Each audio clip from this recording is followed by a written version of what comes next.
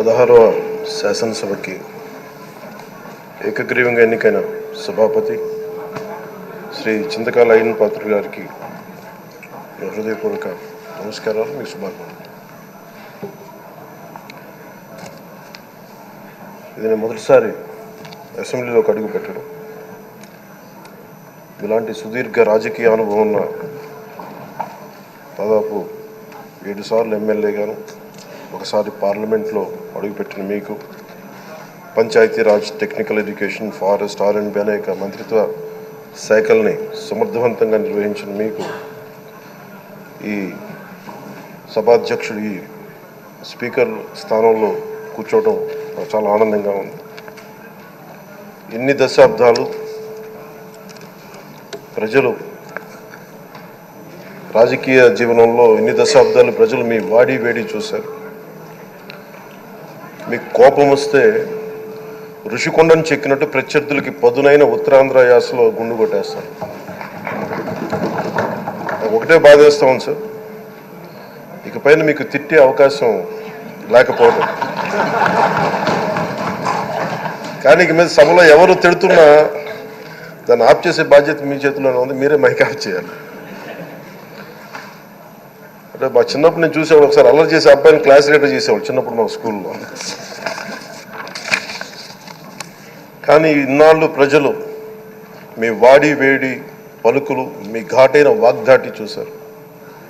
ఈ రోజు నుంచి రాష్ట్ర ప్రజలు మీ హుందాతనం చూస్తారు. డిబేట్స్ వెనకాల దాక్కుని సంస్కారహీనమైన భాషల్ని, భావాల్ని రకరకాల మాధ్యాల్లో విరజిమ్ముతూ ఉంటారు. దాని నియంత్రణ మీ ఆధ్వర్యంలో ఇక్కడి నుంచే మొదలవ్వాలి. ఇందాక సభానాయకులు, గౌరవ ముఖ్యమంత్రి శ్రీ చంద్రబాబు నాయుడు గారు చెప్తారు, ఆడబిడ్డలు ఏ విధంగా నలిగిపోయారు ఈ రాష్ట్రంలో గత 5 సంవత్సరాల్లో. చిన్న లేదు, పెద్ద లేదు, ఎవరని లేదు.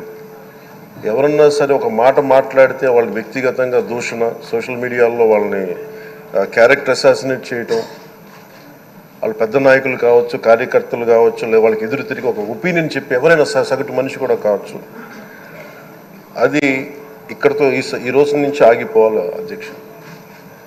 అది మీ ఆధ్వర్యంలోనే మొదలవ్వాలి. గత ప్రభుత్వం తాలూకు సభ జరిగిన విధానం చూస్తే ఈ వ్యక్తిగత దూషణ ఇవన్నీ చాలా ఇబ్బంది పెట్టే ప్రజలు.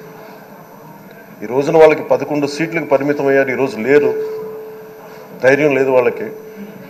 విజయాన్ని తీసుకోగలిగారు కానీ ఓటమిని కూడా ధైర్యంగా కూర్చుకునే వాళ్ళకి స్థాయి లేదు, వాళ్ళకి పారిపోయారు ఇక్కడి నుంచి. భావంలో ఉండే తీవ్రత భాషలో ఉండాల్సిన అవసరం లేదు. భాష మనుషుల్ని కలపడానికి కానీ విడగొట్టడానికి కాదు. భాష విద్వేషం రేపడానికి కాదు, పరిష్కరించడానికి. ఎంత జటిలమైన సమస్య అయినా, భయంకర సమస్య అయినా చర్చల ద్వారా పరిష్కరించుకోవడానికి కానీ వివాదం సృష్టించడానికి కాదు. ఈ సభ ఉన్నది అందుకు. కానీ మనం చూసింది వాళ్ళ దగ్గర నుంచి బూతులతోటి, వ్యక్తిగత దోషులతోటి రాష్ట్ర పురోభివృద్ధిని ఆపేశారు. అలాంటి సభ కాకుండా ఇందాక మన పెద్దలు శ్రీ గౌరవ ముఖ్యమంత్రి చంద్రబాబు గారు చెప్పినట్టుగా ఇది భవిష్యత్తుకి ఇది ఒక ప్రమాణం అవ్వాలి. 2047 వరకు ఇంత అద్భుతమైన స్థానంలో మనకి ఆంధ్రప్రదేశ్ తెలుగు జాతి ఉన్నత స్థాయికి వెళ్ళాలంటే ఈరోజు మనం వేసే ప్రతి అడుగు అది భవిష్యత్ తరాలకు ఒక నిర్దేశక ఒక టచ్ స్టోన్గా ఉండిపోవాలి, ఒక గిట్ రాయిగా ఉండిపోవాలి. ఈ రోజున ఈ సభలో ఉన్న గౌరవ సభ్యులందరూ చట్టాలు చేయడానికి ఉన్నారు, చట్టాలు ఉల్లంఘించడానికి కాదు. విభేదించడం అంటే ద్వేషించడం కాదు, వాదించడం అంటే కొట్టుకోవడం కాదు. ఇవన్నీ విభేదించడం, వాదించడం ఇవన్నీ ప్రజాస్వామ్యానికి చాలా మౌలికమైన పునాదులు. ఆంధ్రప్రదేశ్ ఆవిర్భావం జరిగి అసలు భాషా ప్రయుక్త రాష్ట్రాల ఆవిర్భావమే మన ఆంధ్ర రాజ్యంతో మొదలైంది. అమరజీవి పొట్టి శ్రీరాములు గారి బలిదానం మీద మన రాష్ట్రం పుట్టింది. 56 రోజులు తిండి తిప్పలు తినకుండా నరకం అనుభవిస్తూ ఆయన బలైపోయారు. ఆయన మరణానికి చేరువవుతూ ఆమరణ నిరాహార దీక్ష చేసిన ప్రతిరోజు మనకి దాదాపు ఈ సుదీర్ఘమైన 6 దశాబ్దాల కాలం, 1.5 సంవత్సర కాలం అంటే ఆయన ప్రతిరోజు చావుకి చేరువవుతూ భోజనం లేకుండా ఆయన గడిపిన ప్రతిరోజు మనకి 1.5 సంవత్సర కాలం. అలాంటి నేపథ్యంలో అలాంటి మహోన్నతుడు శ్రీ పొట్టి శ్రీరాములు గారి త్యాగాన్ని కనుక మనం ఈ సభలో ప్రజా సంక్షేమం కోసం మాత్రమే చర్చలు జరగాలి, వాదోపవాదాలు హద్దులు దాటకుండా ఉండాలి, వ్యక్తిగత దూషణకి తావివ్వకుండా ఉండాలి. అలా కాకుండా గత ప్రభుత్వం లాగే ఈ సభని తిట్లకి బూతులకి కొట్లాటికి వాడితే ప్రతి నిమిషం పొట్టి శ్రీరాములు గారి బలిదానాన్ని అవమానం చేసినట్టే. ఒక గొప్పవాడు, ఒక మహానుభావుడు బతికినప్పుడు మాత్రమే కాదు, చనిపోయిన తర్వాత కూడా కొన్ని తరాలు ఉపయోగపడతారని నిరూపిస్తారు.